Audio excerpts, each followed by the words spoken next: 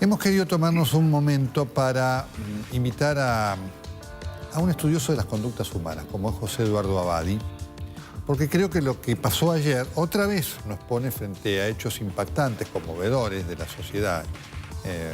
Vivir lo que se vivió ayer fue emocionante, fue conmovedor, pero también es conmovedor ver la reacción que genera por parte del gobierno con esta actitud descalificatoria y demás, estas conductas hoy de división que tiene la sociedad argentina, que forman parte de un presente fuerte que tenemos que reconocer, no para ahondarlo, sino para ver cómo lo enmendamos. José Eduardo, ¿cómo estás? ¿Cómo estás, Nelson? ¿Qué te pareció lo de ayer?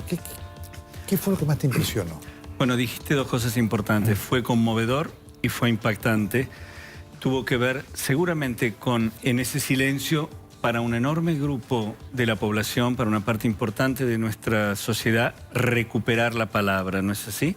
Ese silencio pretendía, a través de la marcha, poder expresarse, poder disentir, poder reclamar, poder compartir, pero también algo más, Nelson. Ese silencio, esa marcha, ese encuentro, que también fue esto, eso que tiene que ver con integrar también, fue un intento elaborativo. ¿Qué quiere decir un intento elaborativo? Fue un intento para nosotros, la población de este país, que hemos recibido el impacto traumático de la muerte de Nisman, poder comenzar a trabajar, en el sentido más específico de la palabra, trabajar el duelo, es decir, esa pérdida, eso que a partir de ahora es esa ausencia, eso que tendrá que convertirse a través de comprenderlo, de saber la verdad de lo que ocurrió, de que tenga que ver con la justicia, poder convertirlo en un dato de nuestra historia colectiva, Nelson, que nos permita proseguir, que nos permita vivir, que nos permita crear. Vos sabés que frente a ciertas pérdidas se producen inevitablemente dolores importantes, claro, agudos, que tenemos que trabajarlos para poder de algún modo reparar, entender, comprender. Bien, cuando se exige el silencio que tiene que ver con amordazamiento, o cuando se produce el ocultamiento, o cuando se pretende el desconocimiento y la negación de lo ocurrido, no se puede hacer ese trabajo. ¿Y cómo queda el alma colectiva cuando un duelo no se puede procesar? ¿Cómo pasa con un alma individual? Herida, una herida que no puede cicatrizar, un dolor que no puede remitir, por lo tanto quedamos prisioneros de futuras expresiones y conductas que van a ser sintomáticas. Vamos a tener síntomas corporales, psicológicos, malestares. Una sociedad pidió la palabra porque necesita, además de reclamar, de descargar toda una serie de emociones que tienen que ver con el homenaje, con la perplejidad, etcétera, elaborar un duelo.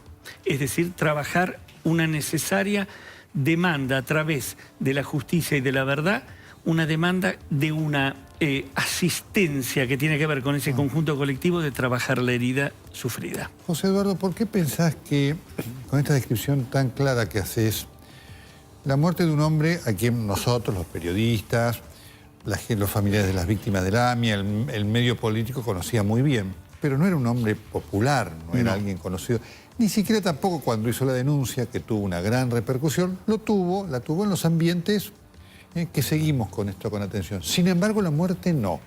Llegó a generar este sentimiento que movió a la sociedad a hacer su duelo. ¿Por qué pensás que caló tan hondo en gente tan alejada del aspecto específico que era el motivo del trabajo, que fue el motivo de la muerte de Nisman? Sí, yo creo que hay varias cosas, ¿no, Nelson? Por un lado, un terreno predisponente, sensible, de nuestra población que está sintiendo hace mucho tiempo que transcurre una vida de algún modo teñida por mucha impunidad, por una ausencia de una normatividad que le dé a cada uno el lugar que corresponde, por ausencia de justicia, y la ausencia de la justicia está muy ligada a la ausencia de la verdad. Y vos sabés que hasta filosóficamente justicia y verdad tienen que ver con identidad. El ser es en la medida que se habla una verdad que tiene que ver con una justicia en su sentido más esencial. Quiere decir que en una sociedad donde la impunidad predomina, la vivencia que hay es como de una anomia, es como de una ajenidad del uno con el otro, es como una estructura que no puede generar lazos sólidos que nos permitan sentirnos acompañados. Ese es un terreno sensible. Y luego acontece una muerte, nada menos que una muerte. Algo que violento, no solamente en términos de la persona que lo padeció, aunque principalmente el fiscal Nisman, pero esa muerte tuvo que ver con la pretensión para una población de que algo que debía ser dicho, de algo que debía otorgar coherencia, que tenía que generar esa famosa justicia, esa verdad, era callada abruptamente y se pretendía luego desconocerlo. Vos sabés que desconocer es una forma de decir no pasó nada. Y no pasó nada es igual a decir allí queda un vacío. Donde queda un vacío, donde queda un blanco, donde queda un desaparecido, queda una ausencia, una pérdida, un trauma imposibilitado de repararse y de trabajarlo. Por lo tanto, hubo una población que salió a homenajear, una población que salió a buscar palabra y a compartir palabra, también a padecer, a lamentar, pero también a intentar recuperar a través de la justicia y de la verdad su propio ser, su propia alma. Frente a esto estuvo también la reacción de los que no fueron del gobierno muy dura frente a esto. El tema de lo que significó la muerte en lo político, en lo familiar, no más allá de las cosas, no mereció por parte del gobierno ninguna atención de parte de la presidenta y toda una actitud de descrédito. ¿Te sorprende esto? ¿Qué representa? Porque obviamente, la verdad que a mí, te confieso, me sorprende todos los días.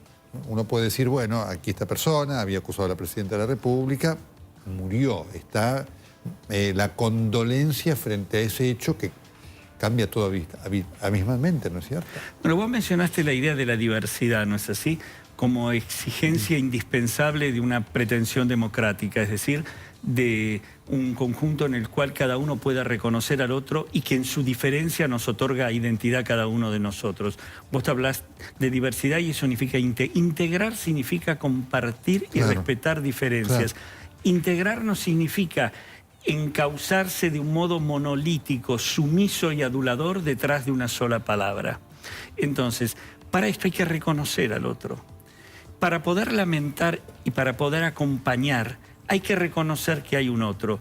Cuando uno pretende desde una posición omnipotente ser lo único, no hay posibilidad de reconocer al otro. Está solo lo propio. Yo en un diálogo nuestro esta mañana en la radio te comentaba que hay a la pretensión autoritaria de ser lo único y de no reconocer el otro, le surge una gran paradoja, que es: yo soy si vos me reconoces. Ahora, si yo no te reconozco, ¿cómo hago para que vos existas y me reconozcas? Claro. Me encuentro atrapado en un dilema. ¿Cómo soluciona equivocadamente las pretensiones autoritarias este problema? Dándote existencia, pero convirtiéndote en lo que no debes ser. Sos, pero en la categoría de lo negativo. Ajá. Sos en lo malo, sos en lo que tiene que quedar afuera, sos en lo que no escucho. Y se crea esa gran contradicción de sos, pero no estás integrado. Sos, pero quedas excluido. ¿Qué genera eso?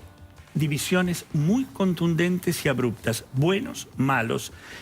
Enfrentamientos que no son debates, sino que son peleas, en el sentido de violentas.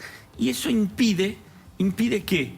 Conformar, yo diría, como acuerdos. ¿Qué son acuerdos? El respeto de las diferencias. Claro. ¿Me explico? Sí, sí, está bien. Entonces, para poder acompañar a otro hay que reconocerlo.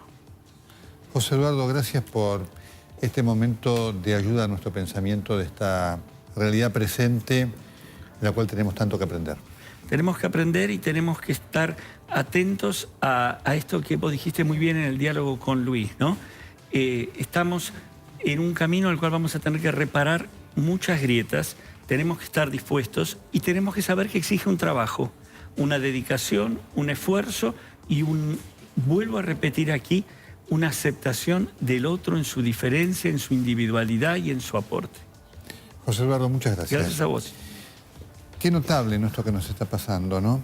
En los 30 años de democracia que reconquistamos desde el 30 de octubre del 83, día que votamos, nunca había sido un problema reconocer al otro. Qué involución.